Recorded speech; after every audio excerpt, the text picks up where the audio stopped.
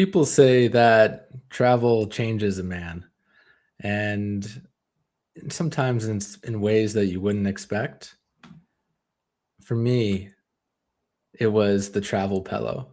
You know, when you're walking around the airport and you Oh got those big no! wraparound pillows walking around.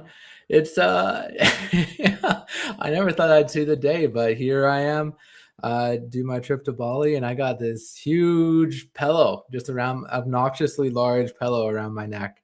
And it was great. It really helps. I'll tell you that. I never liked these people. I thought they were too just needy. Thought they were, a bit extra. Okay. Thought they were a bit extra. Go around the world, big journey, 24, 30 hours.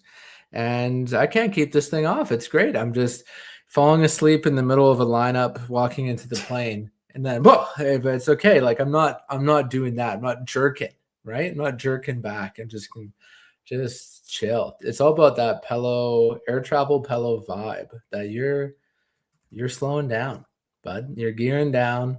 You're ready for whatever's coming your way. I understand why girls say that gives me the ick now. Mm. That gives me the ick. That's so lame. It's so lame. I don't. There's a George Clooney movie where he just flies around firing people. Mm. Anyways, Anna Kendrick is in it as the female lead, and he tosses her travel pillow out in the trash. Says, "You don't need that crap." That's kind of like wearing like gloves to the gym or something like that. It's just don't do it. We don't do that here. You go on one flight and you get a travel pillow. Yeah, I'm not sure. I didn't like that opening. Yeah, I just What are you get it trying out to of what are you there. trying to Is say, it Kurt? not? Is You it? don't like why don't you like Especially that it? you're Why does it wearing it around upset an you? airport. Why does it upset you, Kurt? It's dorky. What's dorky about a good rest? Huh?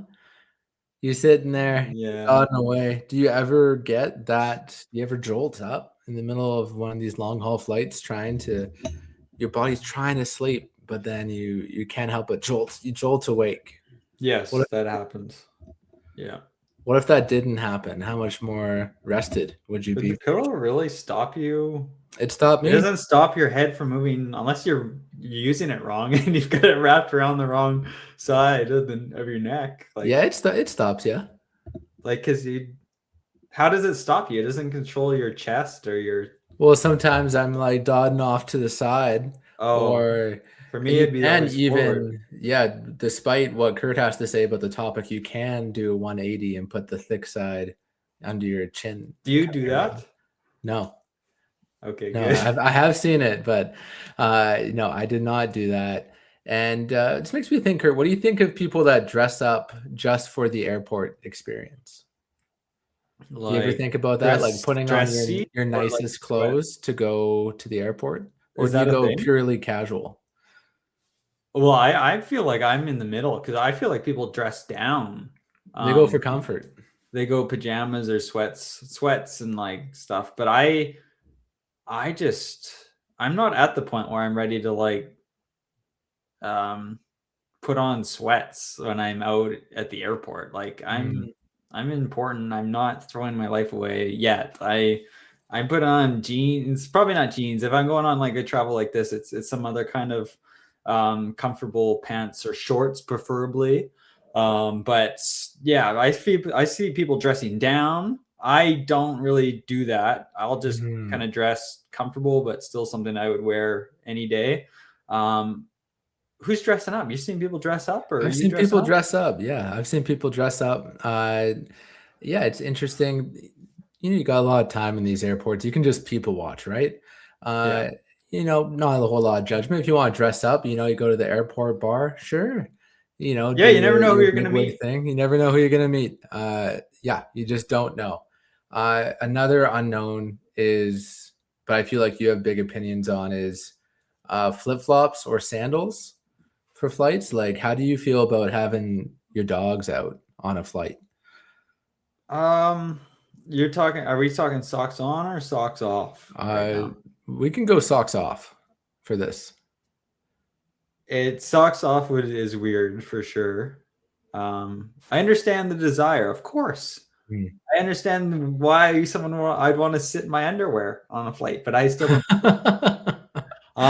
The socks off, I think, is objectively wrong. Like Mm. you can't on a public flight, you just can't do that. I'm not really still though, I'm not like really one that like, kind of get grossed out by that unless they really have messed up feet. But I would look at that and be like, that's kind of nasty. Why are you doing that? I wouldn't say that, of course, I'd be too shy, but I'd be like, why are you doing Oh. that? Socks on and like sandal slides again, that's dressing down that I'm not personally able to do at this point in my life. I can't be walking in like looking like a Gen Alpha, Gen Z to the airport bar with my sweatpants and sliders on. But the socks on, because I see this is fairly common, like just even if you're not wearing slides, just to take your feet out of your shoes or sandals. I avoid doing this personally as well, like taking my feet out of my shoes, because that's a swamp down there. That can be a swamp down there. So I know that might stink. Although sometimes, yeah, I guess your feet swell. So I've had my running shoes on or my trail runners tightened up, and I just gotta let them loose. So I might Mm-hmm. untie them, but I don't really take them out of my shoe.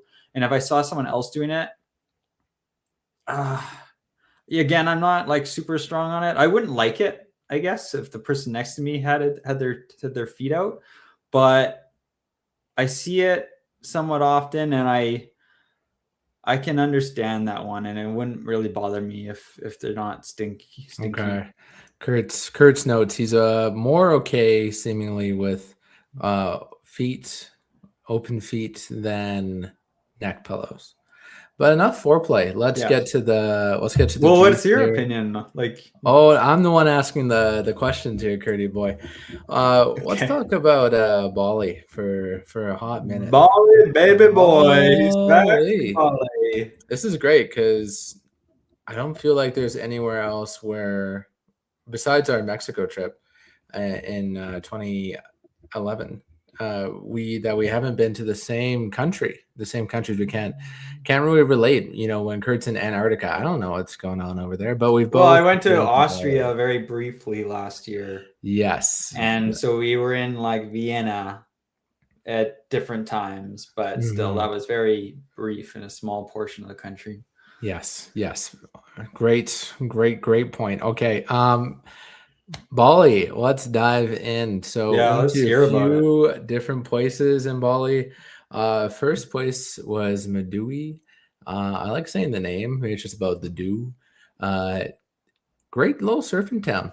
And one thing you notice about Bali is that and in just Indonesia in general, there's this Muslim population and the Hindu population. And it was interesting just to learn a little bit more about both of them. Madui was a more Muslim-based community in the ocean side, but then it was Hindu up in the mountains. Anywho, this comes in that there was a mosque on the same block as our hotel. So this is, yeah, just a small little surfing village. But 5 a.m. every day, you get the Allah Akbar, and that just wakes up the whole village for sure. And at first, I was kind of just like, what the fuck? You know, what's going on here? Like, it's way too early for this.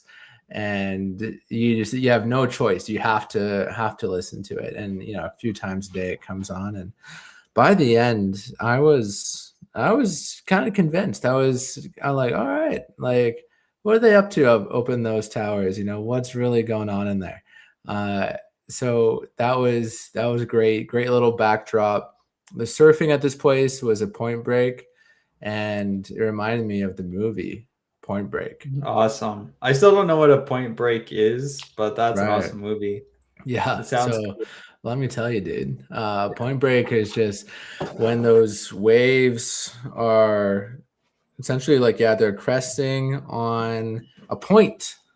There is a certain point, and it's going to channel those waves into a bay or something like that versus waves that come straight in. So on the point break, you got to turn into the shore so that you have to like follow that ride all the way in, if that makes sense, instead of just doing like a straight shot back into shore. Sure. Okay. Yeah. Yeah, sure. And it was hard surfing. Like I swam out to this point break a few times, and the yeah, there's these, to be able to do it properly, you have to do these 8 foot kind of waves to get into it. And at the same time be able to turn, like I'm talking about, into the bay and avoid these sharp rocks in front of a Yeah. hotel that everyone is watching. Yeah. And yeah, there's a couple times I got just absolutely tossed by a wave and just miraculously avoided sharp rocks and swam through. But It's a rough sport, man.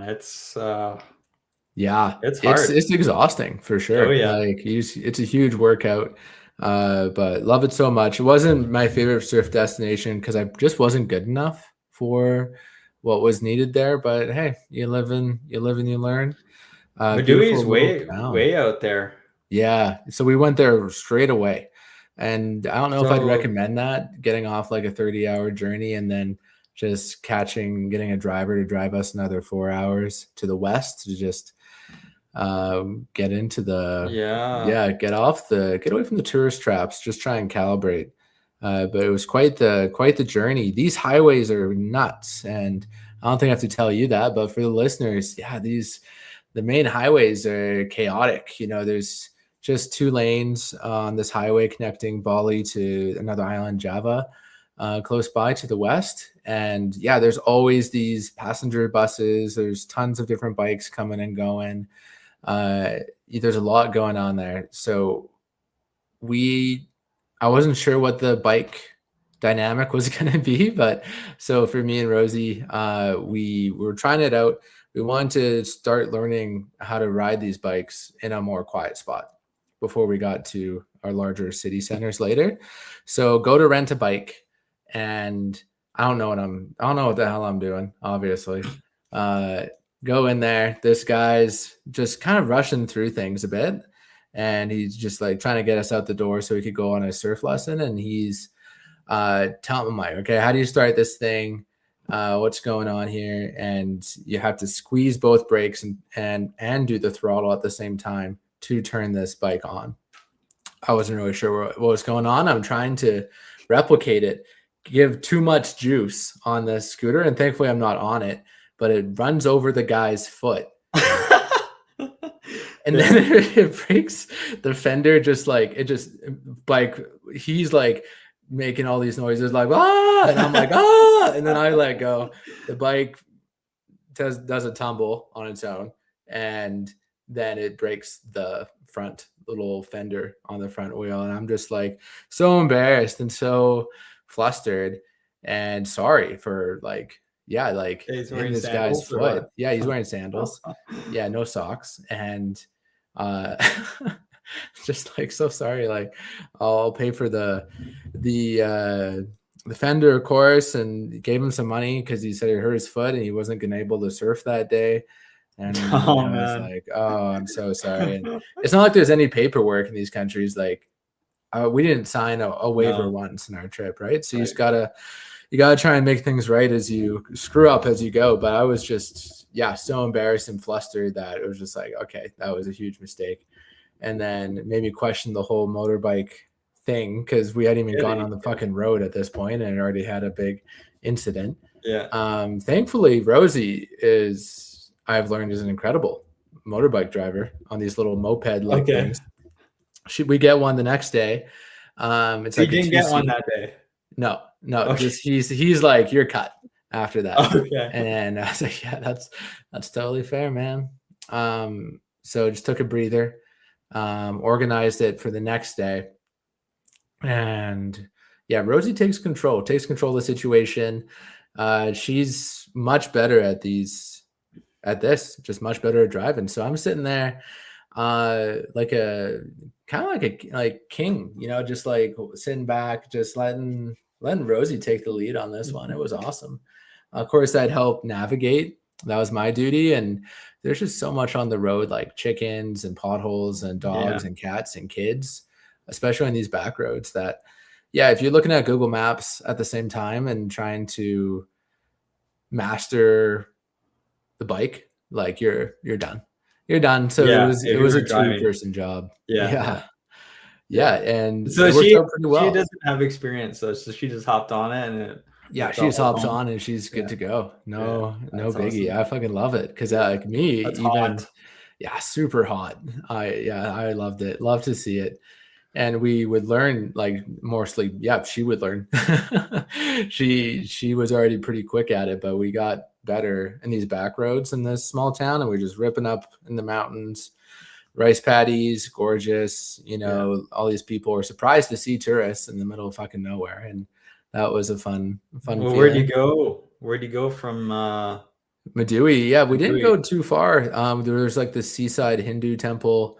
We probably kept within like an hour drive radius. There was also a drive-through tree, like this Oh, I huge thought tree you you went just to went like through. another part of the island or Yeah, not so yet. this was just yeah, kind of figuring things out. And our promise was to stay off the highway more than a few kilometers because it's still fucking insane. Okay. So yeah, Madui, great time. Next we had before that, there was a bit of a redemption arc. I took the bike for myself for like an hour and a half and just ripped around and I felt like I got better. I I don't know what it is, but I just knew if something happened and I had injured Rosie, I would have been devastated, absolutely Mm, devastated. yeah. But I felt like if it was just me ripping around and I did something stupid, then it would be okay. So yeah, I just ripped around and got a feel of it all, and yeah, I felt like that was a small redemption arc for me on the on the motorbike. Still, you don't want me taking the lead on this thing, but felt somewhat more competent, after that. Okay. Mhm. Great. And then did you And just then yeah, then headed to Ubud, which is one of the biggest cities in Bali. Very much a spiritual center, and yeah, thankfully we got our hotel to organize a cab ride back to this or to Ubud, and we stayed at a very fancy to us place, like maybe the nicest hotel I've ever booked for myself, and I think it was about 150 bucks a night Canadian, but you can really ball out. Like yeah, it was that's why awesome, it's called just Bali. gorgeous. Yeah, and it was adjacent to the monkey forest. You- Oh, Adjacent to it, so you monkey. Yeah. monkeys. Sounds too close for Monkeys. comfort. Yeah, so there you were driving in and then you kind of you see these long-tailed macaques kind of off in the distance, howling, screeching, being chaotic, Yeah. and you get in this beautiful place. It was, yeah, I'd go back again. The hotel Alam Inda, if anyone is interested. Big fan of what they have to do there. The next day we actually, first of all, we were able to meet a friend from Nelson who lives in Ubud for half the year. And yeah, he got to tell us a little bit about his life over there, which was great. Anytime you can get that kind of local experience, you're doing well. And the next day, Rosie organized uh, this tour with a local. His name was Made. This great, beautiful Balinese man. He used to be a chef. Gave us like a tour of the rice paddies. Told us all about all the local ingredients.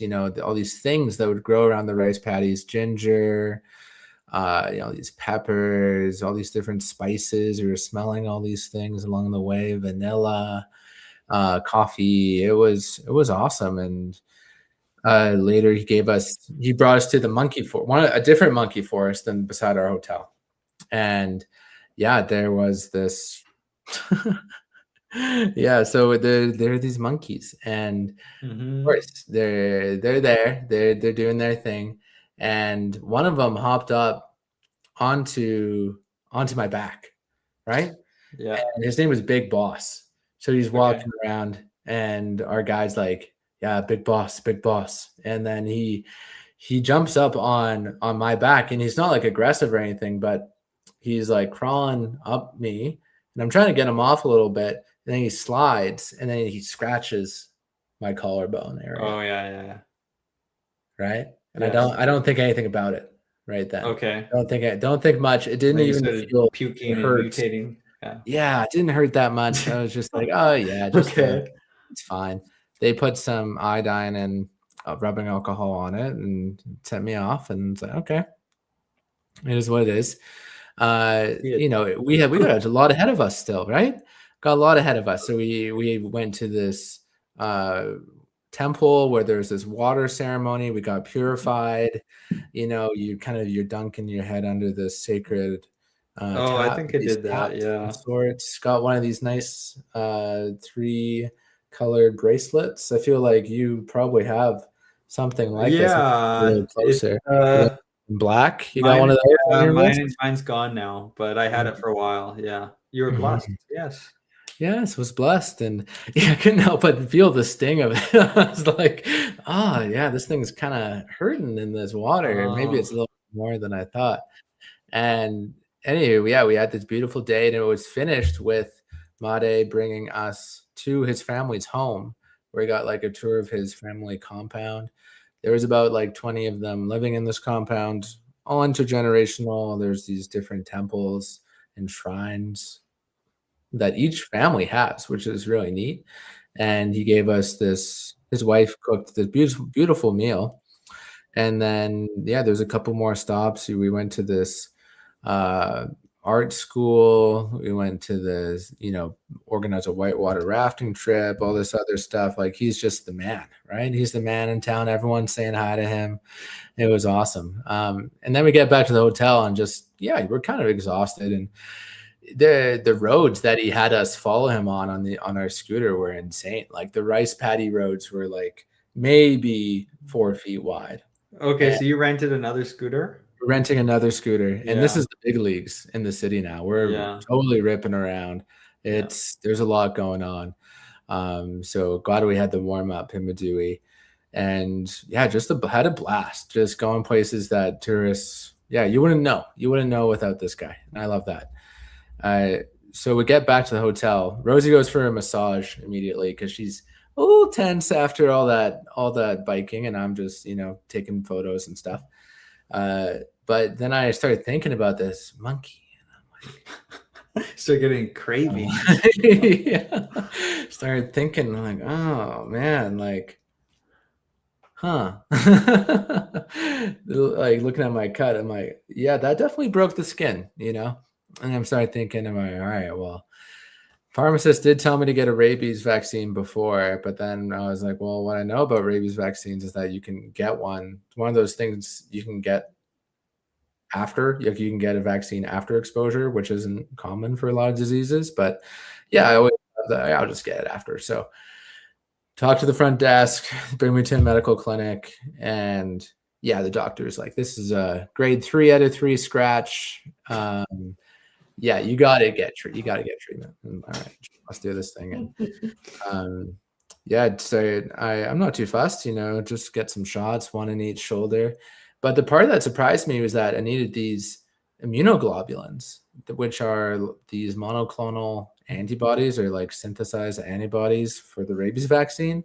And it's supposed to be a stopgap between when you get exposed to when your body starts producing its own antibodies.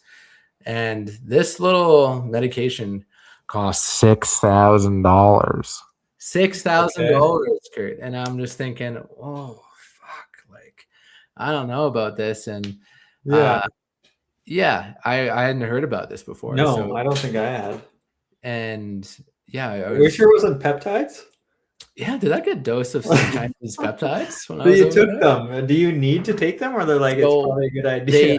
they had to get it from another clinic for the next day. So I couldn't take it that on day 0 if I wanted to. Yeah. It gave me some time to research, and I was like emailing my pharmacist back in Nelson, like, is this what I should do? And he's like, yeah, this is what you should do.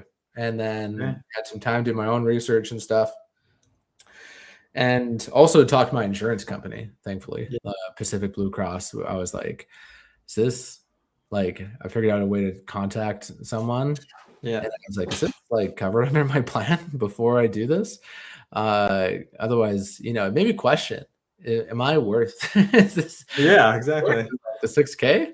Because I had never heard of this before, but it was covered, thankfully. Okay. So I did it, and then had to get another shot a week later in Bali, and I still have to get my final shot back Yeah. in Canada next week. Yeah, I knew it was like not nice, and I just forgot the details of whether it was like jumbo needles or they suck out all your fluids with the big siphon or something. But 4 shots sounds aggressive, and I guess it's the same for the if you did it beforehand, right? Yeah, I think beforehand, yeah, I mean, the big advantage now that I've gone through this experience is that beforehand, yeah, you wouldn't need this monoclonal antibody thing. Oh. You need a booster depending on how recently you got it before travel.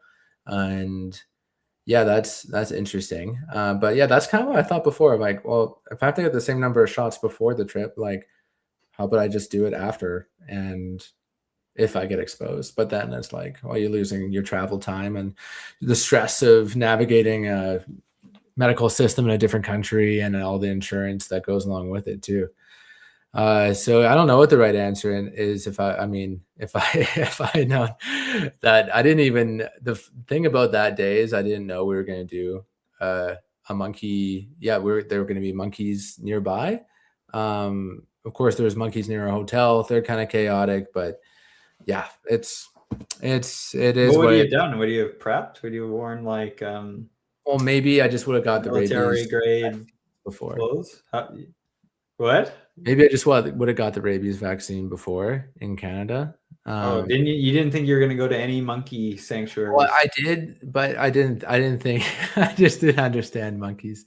Oh, yeah. I mean, they're wild. I mean, I think most people don't do the shot just because it's like you described. Mm. I don't know what the percentages are, but I think you're more uncommon than common still. But there's probably the odd one.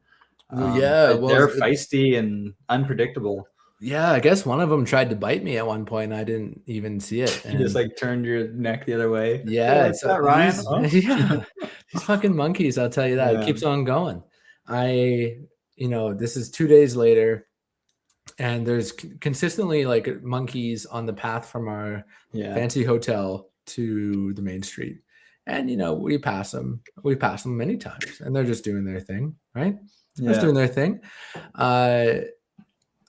We go to this clothing store, this little boutique kind of shop. Want to get myself something nice, and Sure. it's actually this very shirt you see in front of you here. I got this over in Bali. I was Nice, wondering why you were nice all dressed green, up. You nice okay? linen, right? Yeah.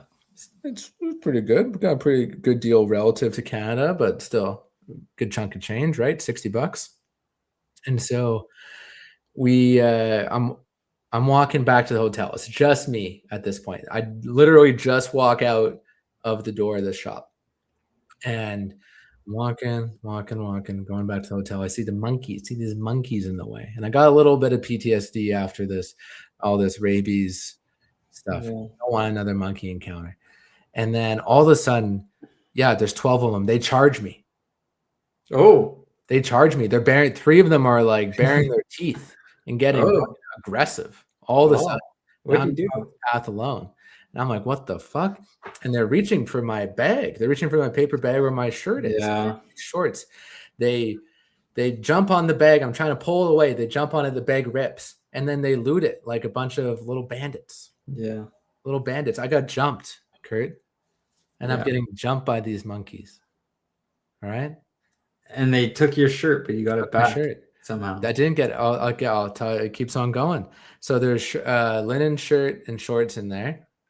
I figured they would lose interest, right? In them. And Yeah. like I try to I figured they thought it was food in the paper bag, right? Okay. Some poor tourist must have been carrying some fruit in a bag, or they learned that somewhere along the way. And so I was like, all right, well, it's not food. They're probably just going to drop it, right? And so I was waiting there and would try to make some footsteps towards them to be like, to try and grab the stuff. But then, would get teeth, teeth and hissing if I came too close. So I just kind of would wait. I thought I'd just wait. I was also kind of shocked because it's like low key hilarious that I got jumped. I was like recognizing that's low key hilarious getting mugged by monkeys at the same time, and kind of pissed these little fuckers for stealing my shit. Yeah.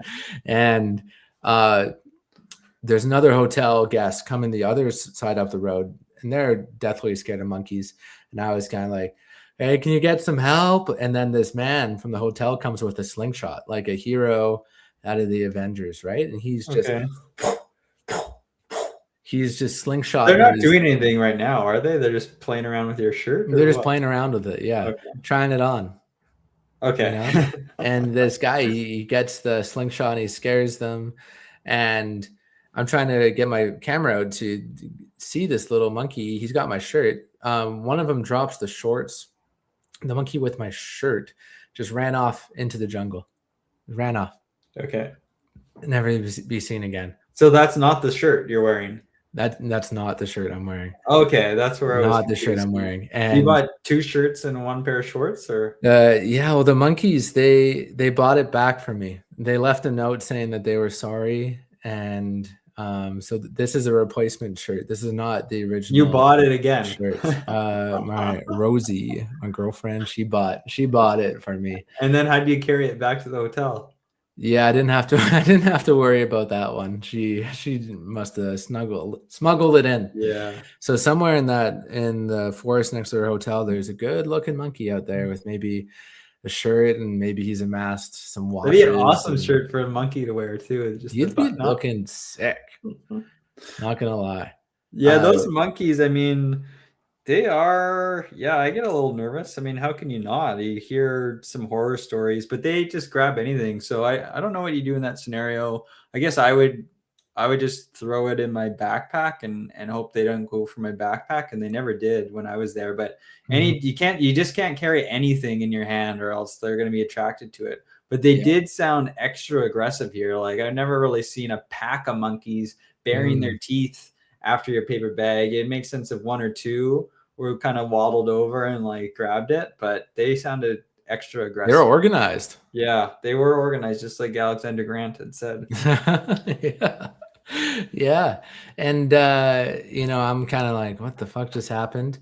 I messaged my dear father, and he's like, well, aren't you a hunter? Like, go in there and start tracking this thing. And so I'm like, you know what, you're right. So I get in there, I get into the monkey forest, get into their home, and start trying to track these guys down. Recruit all these other Balinese people that work at the monkey forest to try and help me find this shirt. So I spent like a good hour trying to track these little fuckers down. And yeah, I was looking around, but as you can see, that's like a very forest green, kind of brown almost, and it's hard to find this color in the forest. That's for sure. And well, it's camo, yeah. And I couldn't find it. I was interviewing all these monkeys. I was like, have you seen my shirt? I'll give you banana. You know who took it? Huh? And yeah, it didn't get me too far. That's the other thing. At least in the actual monkey sanctuary, they'll do that too. Is they've learned if they take things like a phone, they'll get like a banana, or they'll get food to give it back, kind of thing. So you'll see that from time to time. So maybe they'd be stuck around for a bit to see if you would give them some shillings or something. For sure. But yeah, the hotel guys scared them far away at that point, and they just fucked off into some trees with my brand new shirt. Yeah, our brand new $200 shirt. And no one was around to see this. No one, just me. Wow. Yeah, it's crazy. Yeah, there were some more monkeys in Nepal, and they were giving me the shifty eyes. I had to be careful when I was walking up those steps. Hey, back off here. The monkeys. So yeah, I got to know the monkeys really well over there. I'm surprised they didn't like smell You know, I've seen this in I think like The Walking Dead or something. They didn't smell like monkey DNA on you and kind of treat you as one of their own. Or maybe that's why they attacked in the first place, because Yeah. they sense that monkey smell, the Mm. monkey blood on you, and something wasn't right, or they thought you were maybe from another jungle, another territory, and they Yeah. Yeah, I think that's a generous interpretation. I think they just thought that here's this fucking chump right here. yeah, Like, what's he gonna do? You yeah, know? He's wearing sandals right now. What's he gonna do? Boot us? I don't think yeah, so. Yeah. yeah. Classic. Fucking classic. And so yeah, thankfully, yeah. I mean, I tried to recover the shirt. Valiant effort. Um didn't get yeah. That was pretty Didn't funny. I get was surprised when you were sending me stuff, and you would maybe sometimes send like just very little context. So like one day you've got like a scratch, and I don't even think you mentioned monkey, but I was like, oh shit, like did a monkey get him? Because that's always my first thought if you're over there. yeah. And then like the next day or whenever it was, obviously I saw a glimpse of the t-shirt or the shirt being carried off into the jungle, and you're laughing and I'm laughing. And, Yeah, it's yeah, pretty good. just outrageous. Just so fucking classic. Yeah. These fucking monkeys. But yeah, after that hotel, it was yeah, I had had enough of these little shits. Yeah, they're so funny. But yeah, they're chaotic. You don't know what the hell they're gonna do, and that's the fun part about them. I thought about the fruit thing you mentioned too. Like, should I have given them a kiwi or something like that? I've heard other people say they get more aggressive if you have fruit. It's the risk. You're damned if you do, you're damned Yeah. if you don't. I don't Yeah. know what to give these Yeah. things. Yeah. Yeah. I could see that too. Yeah. They Mhm. empty your pockets. They take the clothes that are on your body. Yeah. Yeah. Next thing they're gonna pull my pants down and spank me. Okay. So how long were you in Ubud for? We were there for a week. Okay. Wow. Pretty good. Yeah, the Pretty good length. longest place we Yeah. stayed at, and went to a little place called the Yoga Barn.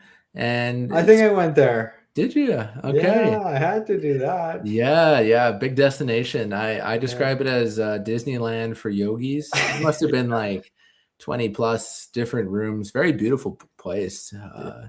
We spent a whole day there doing a few different Oh wow. yoga activities. It was great. Okay. Hmm. Okay.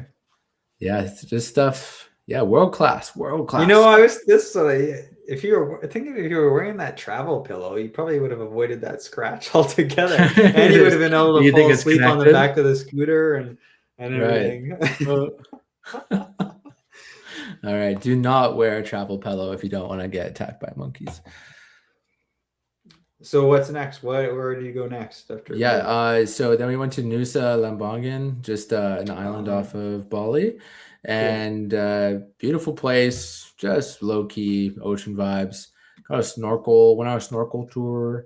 I'm not as much into scuba diving like Kurt. I'm not into all the setup and the skill involved with all that. So I'm in the snorkel kind of grade. I just like to show up and yeah, no hassle. Just see some interesting little sea critters. And yeah, we went on an hour boat ride out to this point. I think it was Manta Point, and yeah, you got to see these beautiful creatures. They're huge. They're like 6-8 feet wide and just hanging out down there. The boat ride over was awesome. It looked like Jurassic Park, but as soon as you get there, it's kind of chaotic because there's all these other boats and tourists there, and they're just like go go go go go because you got like 15 minutes in the water until you got to go to the next spot. Yeah. So that part was kind of funny, but totally worth it. And yeah, beautiful snorkeling. Otherwise, corals, fish, sea turtles. Really loved it. We went to a cooking class the next night. Got to learn about some Balinese food. I love cooking classes. I feel like I'm going to do that wherever I go internationally. And the chef there, took a liking to us because we were interested in her dogs. Like all the money from her cooking classes went to a quasi dog rescue. And yeah, we went back the next day and she showed us her home, and there was like 20 plus dogs just in her home, essentially. just running around. So It's a lot of dogs. it was a lot. It was a lot of dogs. But yeah, it was cool. You got to see the alpha do his thing. His name was Tomato. Okay. Big dog, you know.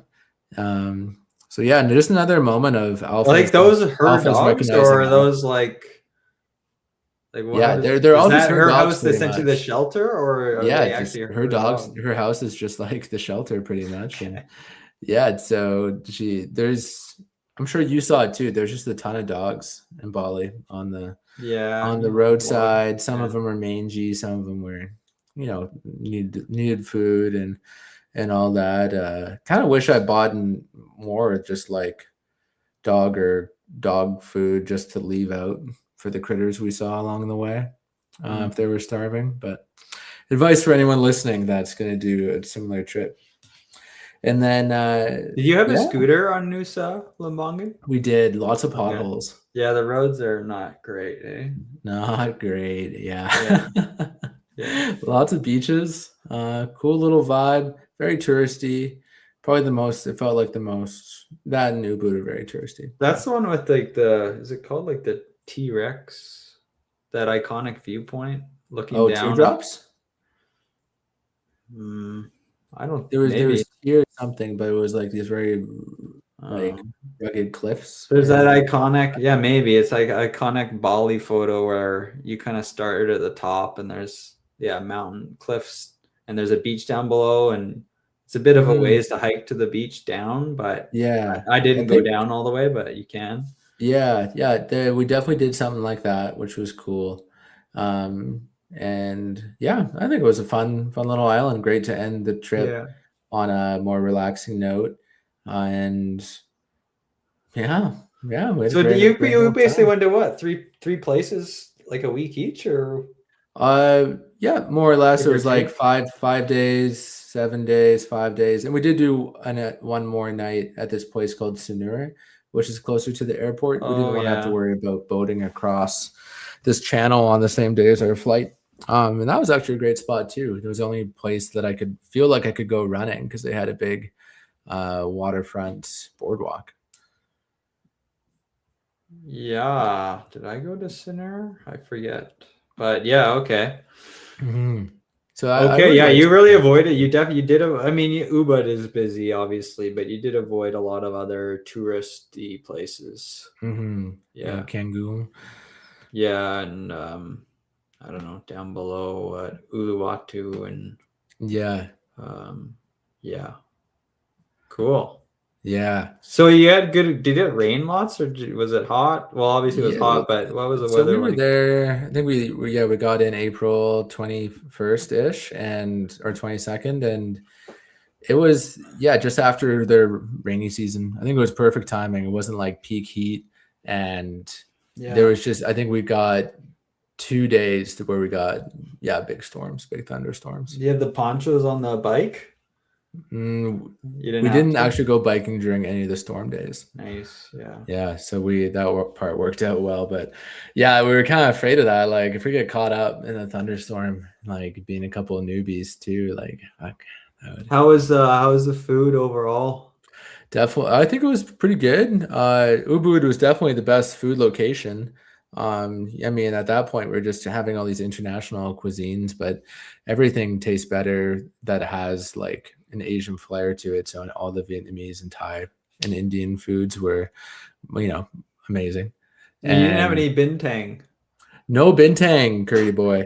No bintang. What And the? I didn't have a sip of alcohol because I'm still working on my 6 month sobriety until June. Yeah. And it's for the best, really. Like, I had this thought about it. Like, if me and Kurt were here together, I'd be so pissed off because everywhere, you don't really trust the water. So everyone gets bintang. And I developed a Coke Zero addiction at the same time instead. Mhm. But there were very few gluten-free alcohol options Yeah. at Okay. most places. Yeah. Like, you get bintang, or you can buy an entire bottle of wine for too much money. Yeah. Well, cocktails. Cocktails, not everywhere had cocktails that we were Yeah. eating. That's for sure. Yeah. Yeah. But Bintang, that bintang was first everywhere. after that long haul flight where you just woke up with a big dream sleep on your neck pillow and it's all hot. You finally settled into your hotel in Madui after another 4-hour drive, and you go to this beach bar and you just order that first bintang. Wow, what a feeling. Yeah, fuck, you would have loved it. Yeah. And by the Coke Zeros, man, they hit good. I tried to like throw that out there. I forget who I was talking to. Yeah, I think it was on my last trip. I was like, people sure drink a lot of Coke Zeros over here or on vacation. And they just kind of chalked it up to it being hot. But I feel like it's more complicated than that. I feel like we get pretty hot weather here, and I don't see the number of Coke Zero cans being guzzled down out here. But maybe it's I was having like 2 Coke Zeros a day. Yeah, like and I'm pretty big on them now and like diet or zero pop in general, but generally I'm not sure I believe that people are guzzling these Coke Zeros in any hot climate. I think there's something to do with the international like tropical vacation vibe that's also pushing that into people's throats. Diets. Yeah. I chalk it up to the fact that you got to buy water. You got to buy bottled water. You might as well have a bintang. You might as well have a Coke Zero. Okay. Because like ballpark the same price. True. Yeah. So it's like, to me, well, paying for water. Okay. Just have a Coke Zero. That's a good theory. Okay. I like it. I like yours though.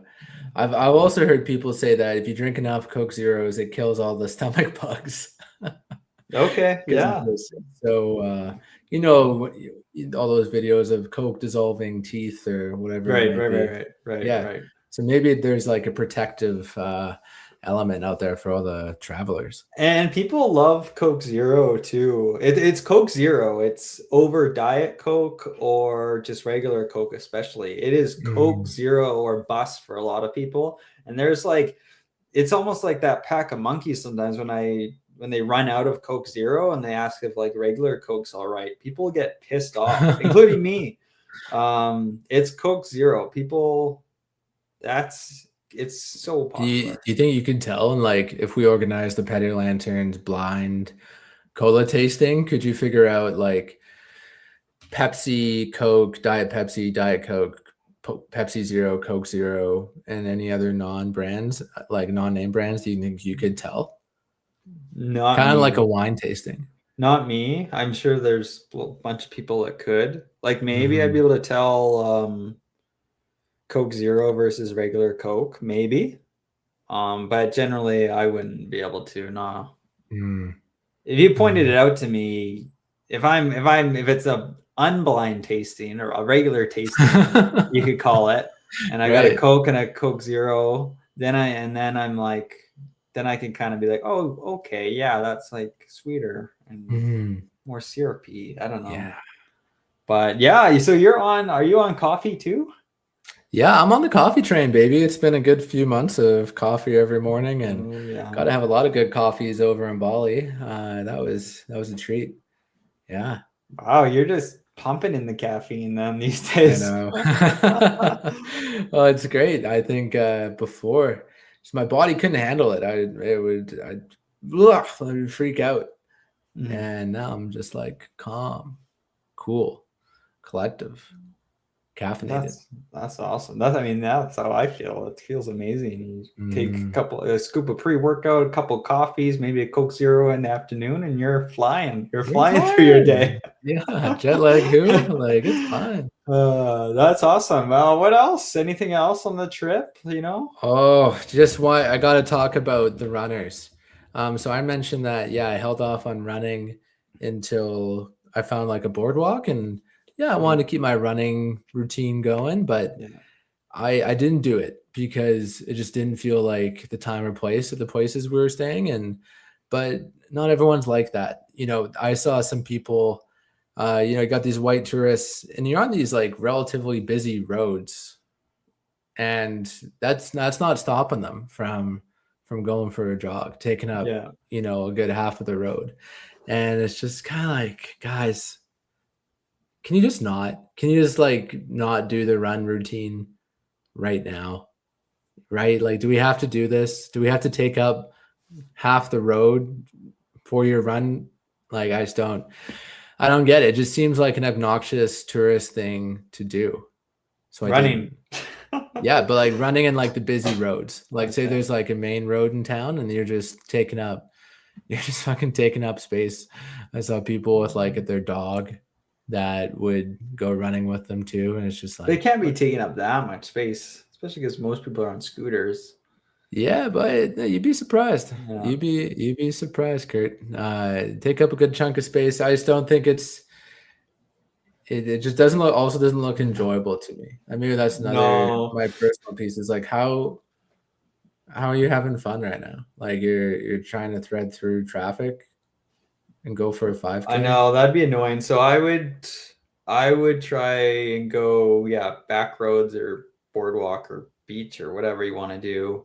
But also like just even with the hot temps, I think I would, if I did that anyways, it would be really early or late and it might still be busy, but probably not as busy traffic wise at those times. Mm-hmm. Mm-hmm. I don't know. Yeah, Yeah, okay. it gets heckin' hot pretty Yeah, quick. I saw a few people in um Coron in the Philippines running. Not a lot, but I saw him. I was like, oh, I wonder if I should do that. But it was like I'm like halfway through my sixth beer or whatever. People watching, I see them. Oh, I should like do that. oh, I should do that. But yeah, it's like midday or like it's still hot. Like the sun's still out. I'm like, man, like I mean, I do like to torture myself sometimes with the heat and sweating, but it's a bit much. Mm-hmm. I don't know. It was kind of awkward there too with the roads, but I didn't think in that case they were impacting traffic that much. But the roads weren't as chaotic as what I remember in Yeah. Bali. Yeah, gotcha. So yeah, from your experience from Bali, did I miss out on anything big? I know you thought that the sunrise hike was pretty spectacular, and we actually didn't do that one. But Yeah, a bit more yeah, north.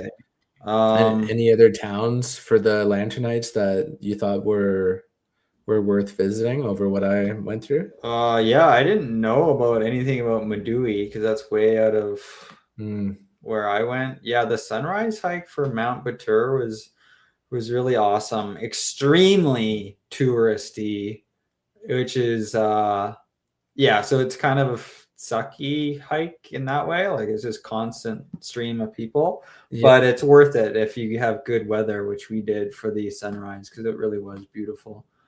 Um, I mean, if you want to go clubbing, then yeah, you Ubud, I guess, probably has some of that. I know as a group we went to one little bar, but otherwise you go to Canggu or wherever, and you go to Finn's, and there's stories about date rape and things like that. So just watch your drinks there. Mm, And then the islands. I mean, I like Lombongan, and then there's also Nusa Penida. yeah.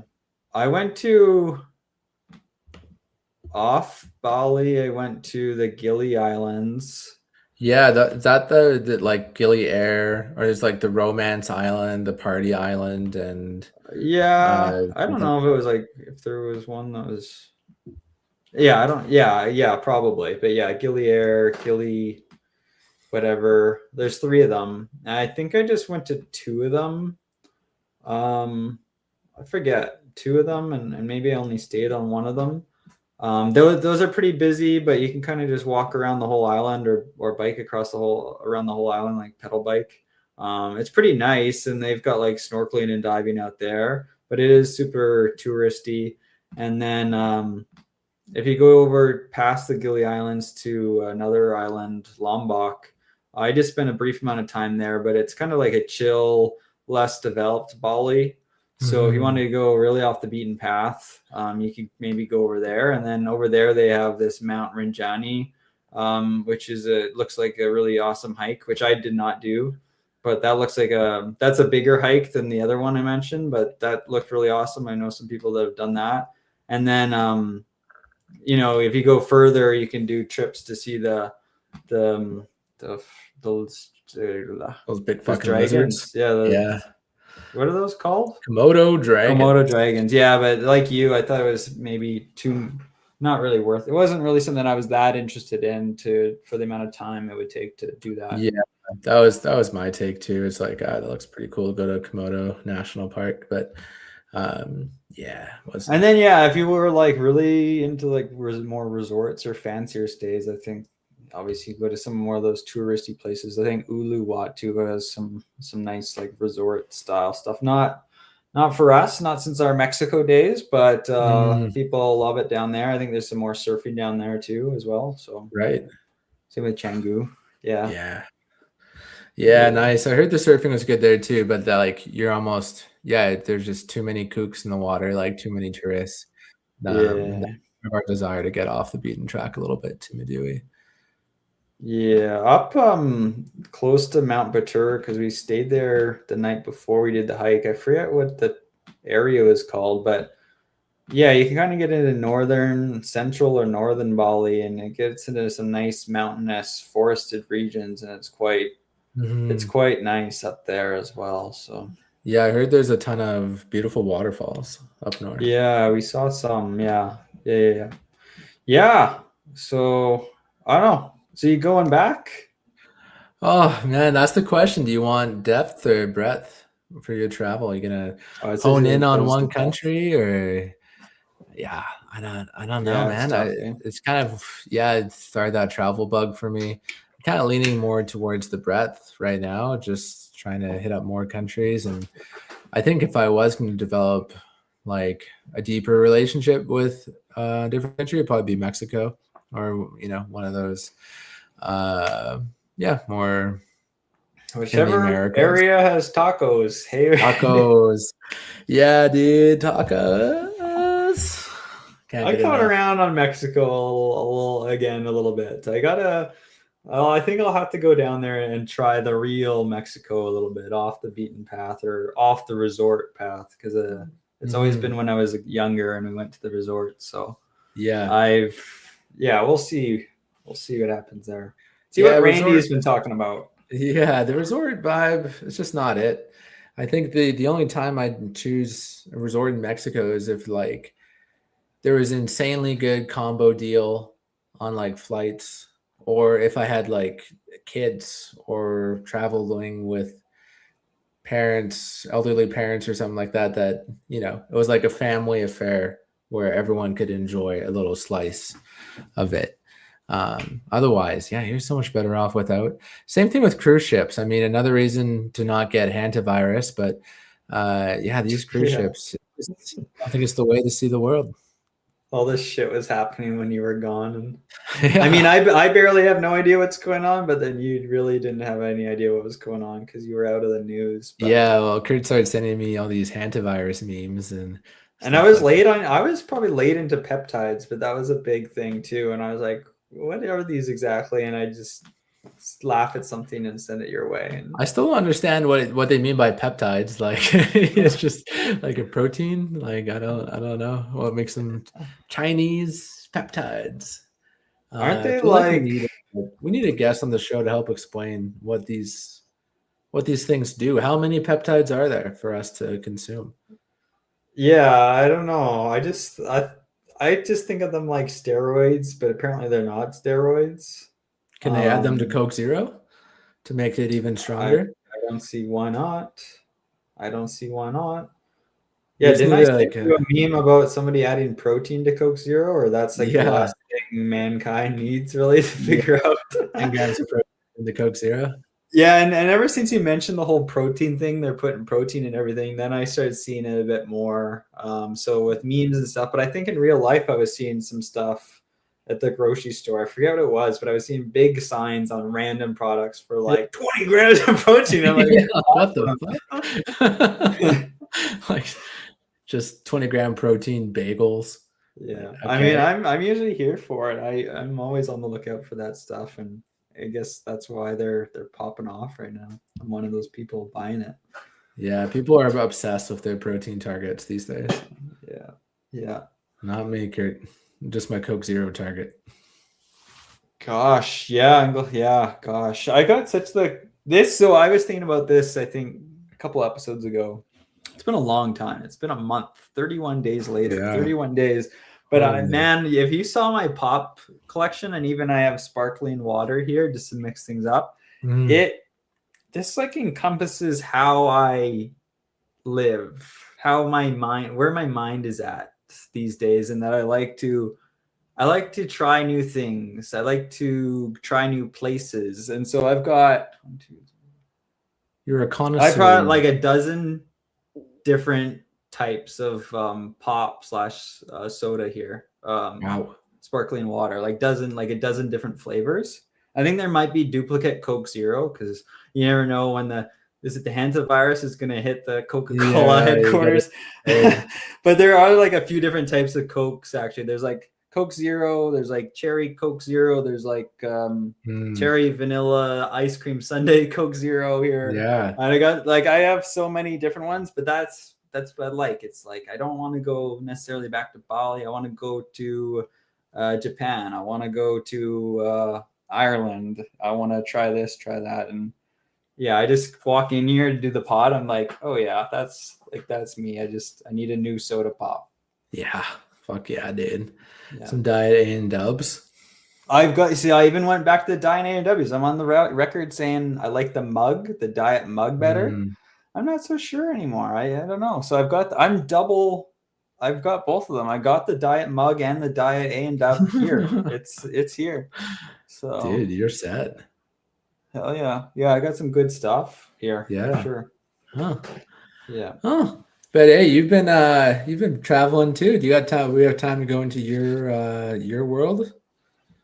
Yeah, it's not as exciting as your world, but I just couldn't handle you not Mm. being here Yeah. for all those weeks. So Tough. I scheduled my own trip, a smaller trip out east, and first I went to Calgary, stopped over in Calgary to visit a friend and my sister and my niece, and we took her to my favorite place, being a brewery after the zoo, and she slept, and I had some nice craft beer, and Calgary was a blast. So Calgary actually, so this is good. This is good. This is good. I was like, is this really that exciting? I can't live up to your monkey stories. Monkey. But Calgary, as I sent you some stuff, was the start of my Pilates journey. I did all these new things. I've been wanting to try Pilates and reformer Pilates specifically because that is like the Coke Zero of exercise. It's so hot right now. It's so in. Like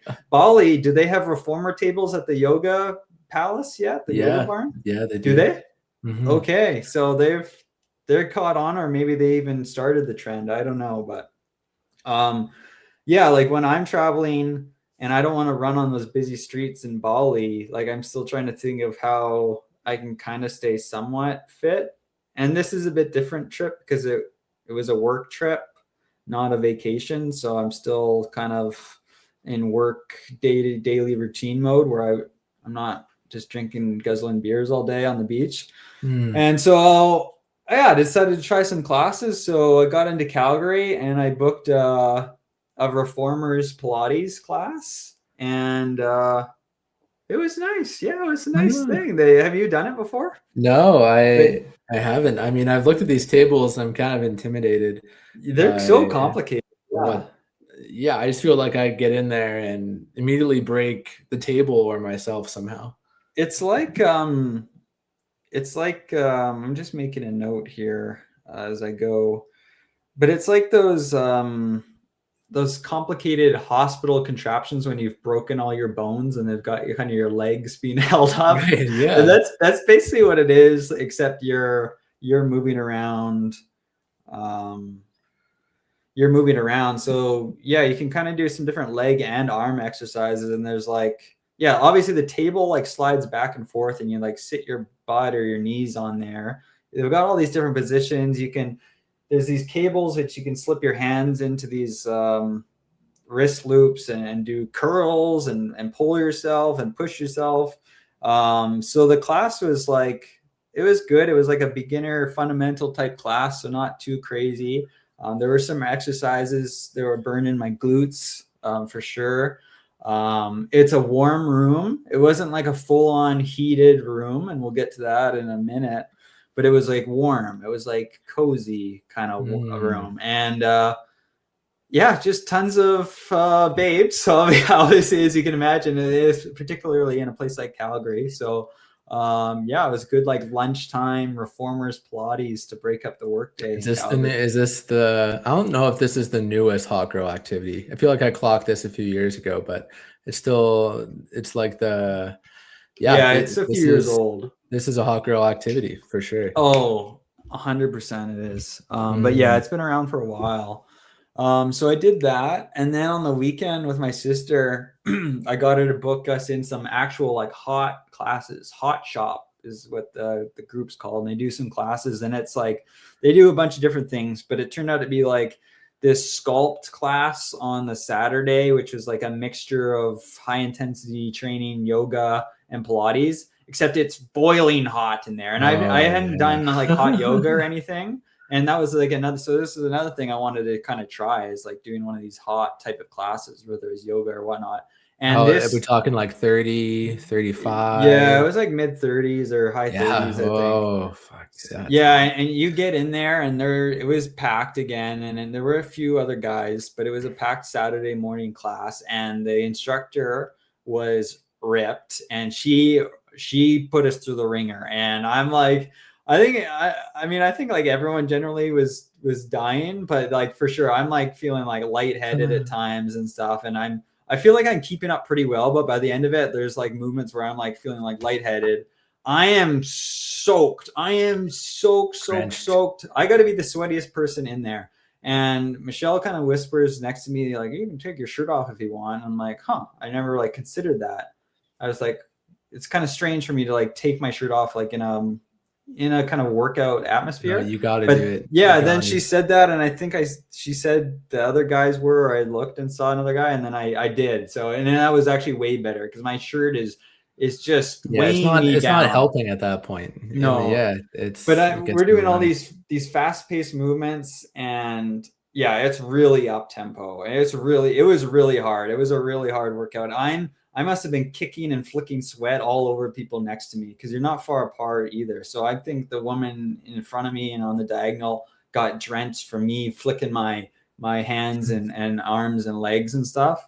And it was really, really tough, that particular one, but it was also awesome. And then we went back the next day for like, this was more like yoga, and it was like yoga stretching kind of thing. Same hot room, but way easier, more chill, more about flexibility, mobility. Really nice as well. So that was awesome. And yeah, so I was glad to kind of get all that stuff done. And then I went out to Halifax so I spent a few days in Calgary, and then took a red eye to Halifax. And in Halifax, I had a hotel gym, but I also wanted to try some stuff. So I did a few different classes in Halifax. So I did just regular Pilates in Halifax. I did a couple days. Pilates guy. Do you feel hotter? Do you feel like a hot guy coming out of Pilates? Yeah, I do. Yeah. Oh, all right. And the timing, I think, was a bit worse to get all the usual hotties in there, because I was a bit early. I was like the first class at like 6:15 or something. And so this was like another studio, a hot studio. And this was regular Pilates, which I hadn't done. And I don't know, that was good too. So I did that twice there, just hot Pilates. And I don't know, Pilates is kind of, I don't know, I don't even know how to explain it, but I guess it makes sense, but also it's just nothing. It didn't feel like anything it was doing. It didn't really feel like it was doing anything new, I guess. Yeah. But it also at the same time, it's exactly what I had imagined, but I also didn't really know what I was thinking. Is it more or less intense than doing yoga flow at the same temperature? Probably more. But you can do some tough flows. Yeah. Just like you could, like, I think mostly did like more of a beginner type Pilates too. So I don't think it was really that intense either. So I think it varies, but I would say more just because you can kind of get some different tools involved. And I had, so in some of these classes, like that hot sculpt one, and then this one, I think like you get little dumbbells involved, and they even have like rubber balls or whatever, maybe sometimes bands or whatever. And so you can kind of get some props involved in these classes. So you add that in there, maybe a little bit tougher than your typical yoga flow, but yeah, that was good. I was trying out all these new classes there. It's freaking expensive to do any kind of drop-in activity. Even the regular gym is like 20-25 bucks at a lot of these places. And these classes, if you don't have a membership, it's probably 25 or 30 bucks for a drop-in. Some of these, they got like an intro offer, free class, discounted class, something like that. But it's expensive, man. It's expensive.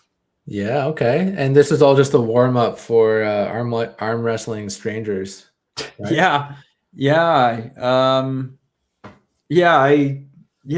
Kurt sent me some cryptic messages about him just showing up at a local bar and just throwing down people's arms on the table. I was setting out the vibe in West Halifax. Coast. I was setting the West Coast vibe in the East Coast city of Halifax. It was like nothing I've experienced before anywhere else in terms of how effective it was. You know me, I'm being cool, mysterious. Yeah, I've got kind of that mysterious traveler vibe. Like, why is this guy walking in here with why has he got a backpack? He's sitting by himself. Maybe I'm jotting something down on a journal looking book. Maybe I'm reading. What's he writing?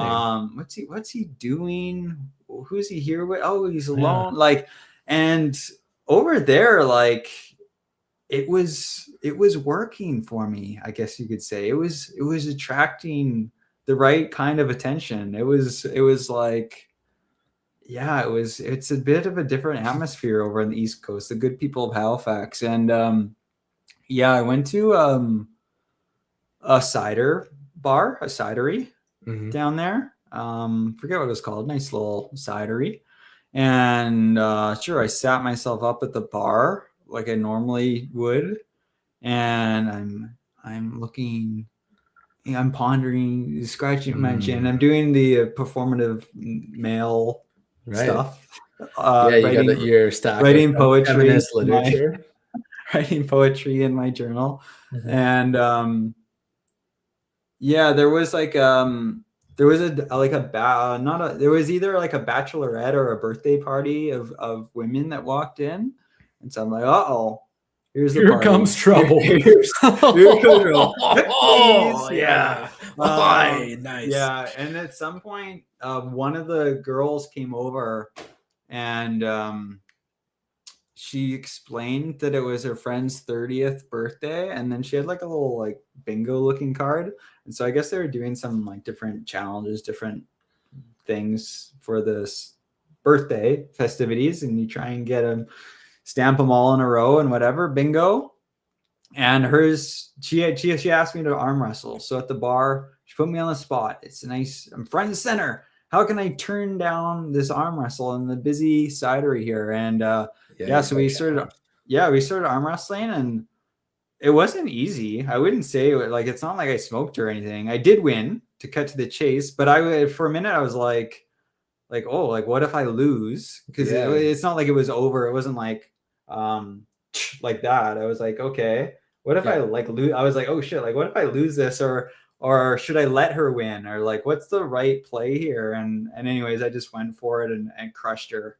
She had to, put her wrist under cold water or whatever people do. But we arm wrestled, great. And then later on, I can give you a Patio Lanterns exclusive. Oh, I like the visual idea of Kurt just absolutely slamming this woman's arm. Yeah, I just slammed like so loud, like the bar's shaking, glasses spill over. But then like the birthday girl came up with a nice little thank you. She kind of thanked me for participating, and then wrote me this nice thank you note. You can't read it. Actually, you can. It's all. Thank you so much for being a part of my big day. Your arm wrestling, my friend, means more to me than you'll ever know. Thanks for making 30 so amazing. Love you forever, Maddie Hart. And then this. Wow. Powerful. It's a photograph of her, I guess, a while ago. And some interesting makeup with interesting makeup, making the peace signs my favorite. But yeah, that was cool. And then they moseyed on. Probably thinking about me still, but yeah, no doubt. Who's that mysterious man who's just in and out of our lives? Yeah, I never even got to tell them any old tales, any stories or anything like that.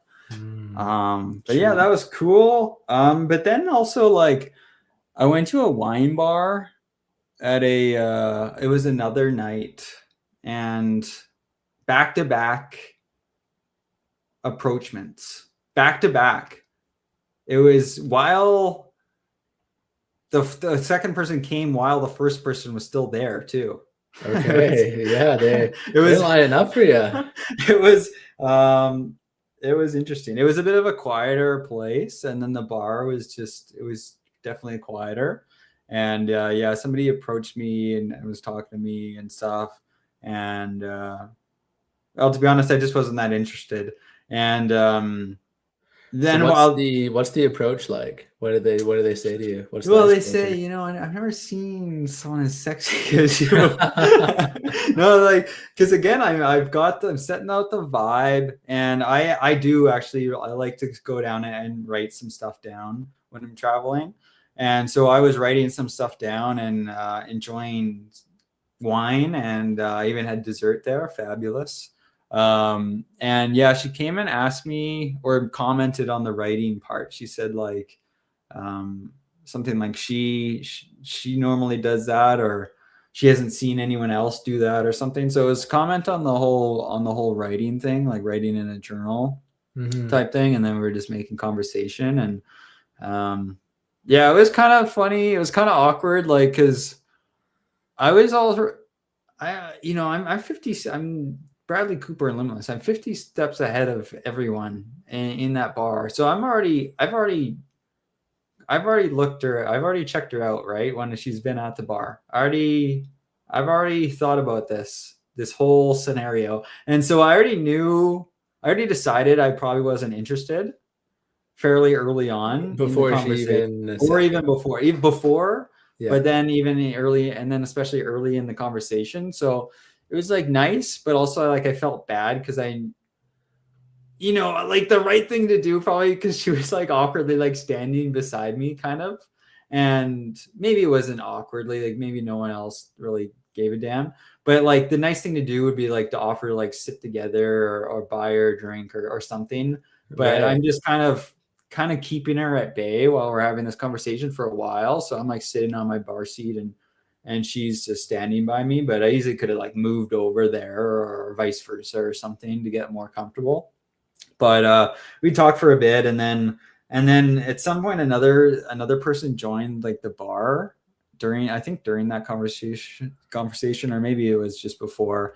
And then like while that first woman was like still there, this other woman like got involved into the conversation or started talking to me, and she was just kind of sitting closer to me, so she didn't have to get up or anything. But it was just funny because the first person's like watching all this kind of happen and everything, and yeah, I was just chatting with this lady, and yeah, it was fun. It was funny. Yeah, it's good. You got to practice them. Get some attention. Those flirting skills. Yeah, and I need lead them on a merry little chase. You know, you let them down gently. That's all right. Give them a little taste of curry. Probably made their night. Yeah, boom. and then just like that, like a fart in the wind, I'm gone. He's out of here. Back to the West Coast. Mysterious West Coast man. Yeah.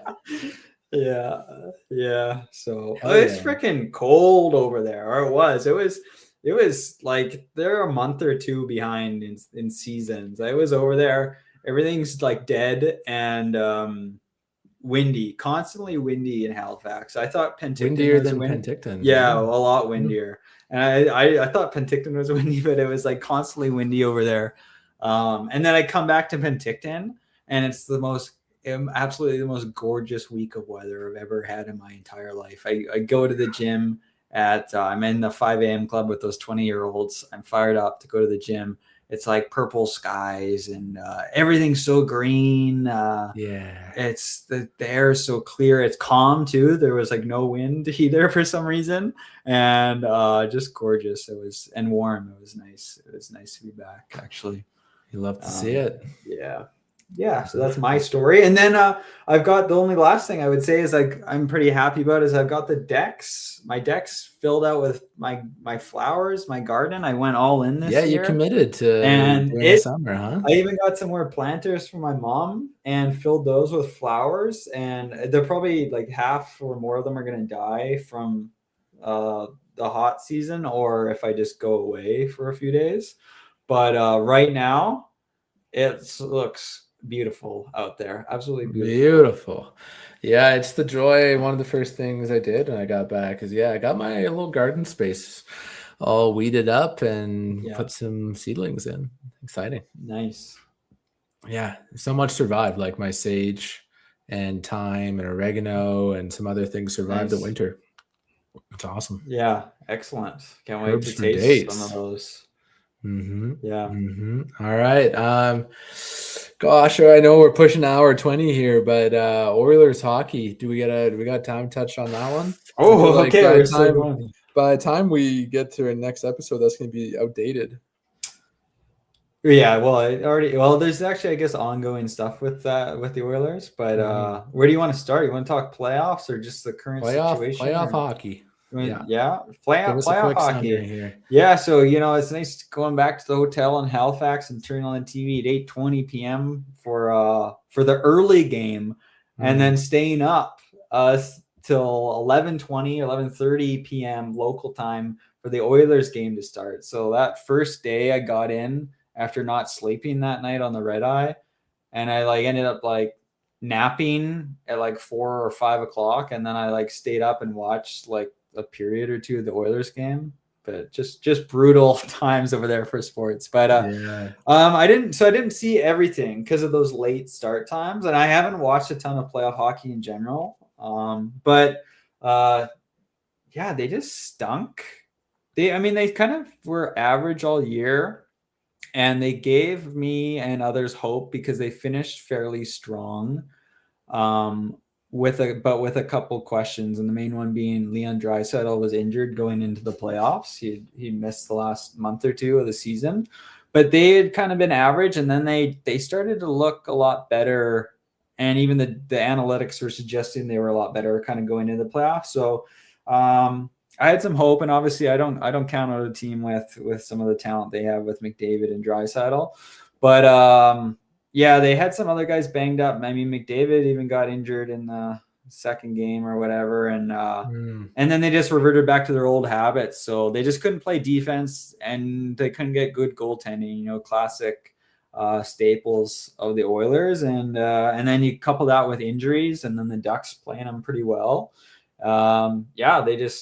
They sucked. So unfortunately, they broke my bracket. I had a pretty good looking NHL bracket. Are you in front of the show Morgan Sturrock's bracket? Yeah, I ended up going in. Yeah.